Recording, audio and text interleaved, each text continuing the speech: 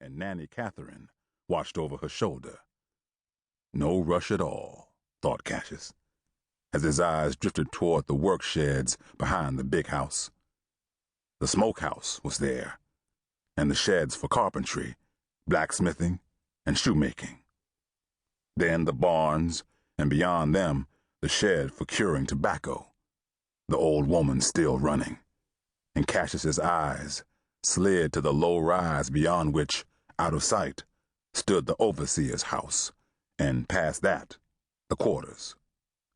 Acres of fields rolled out in 3 directions where maturing tobacco grew tall. The children's gardening chores were done, the butter churn put away, and the air was soft with moisture and sunlight and insects sawing.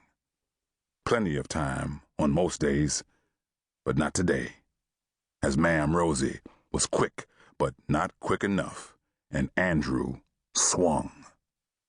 He opened his hand at the last second and slapped young Charles's ear. Cassius closed his eyes at the sound. Every child, every adult, every creature in the yard paused, and the future came into Cassius's mind as clearly as he remembered his own past. Tomorrow, Andrew would be obliged to work the fields with his brothers and parents.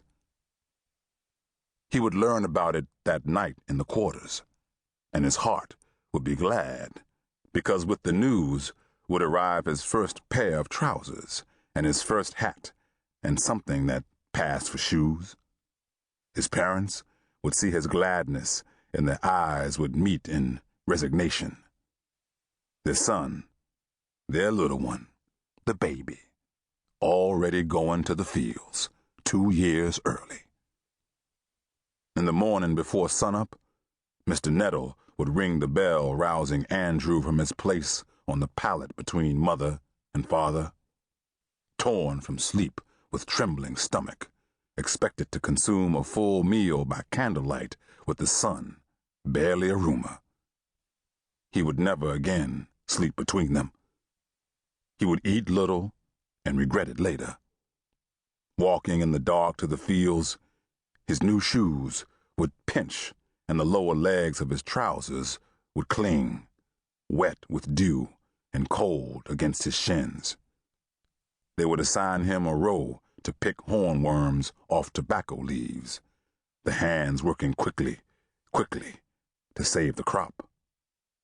He was to inspect each leaf, top and bottom, plucking hornworms as they grasped with their sturdy legs and strong, tiny jaws.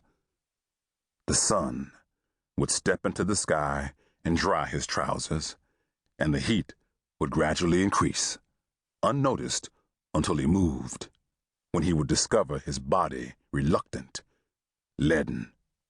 He would beg for rest. His mother, Sevilla, would shift in her row to grant him shade from her thick trunk as she continued to pluck hornworms. But then his mother would guide his fingers back to the work. Eventually, she would yield to his complaints and pour hornworms from her sack into his, hastily attacking his section to deceive Mr. Nettle, the overseer.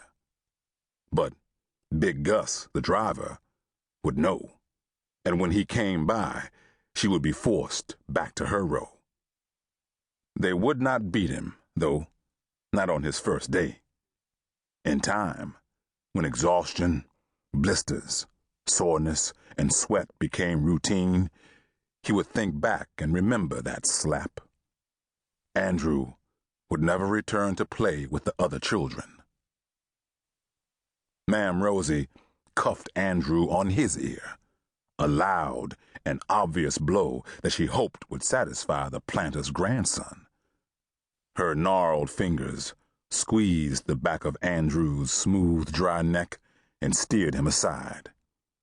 Ma'am Rosie pretended Charles was not there, but Cassius saw the boy's reddened ear and knew something would happen. He waited for Charles to order Ma'am Rosie to bind Andrew's wrists.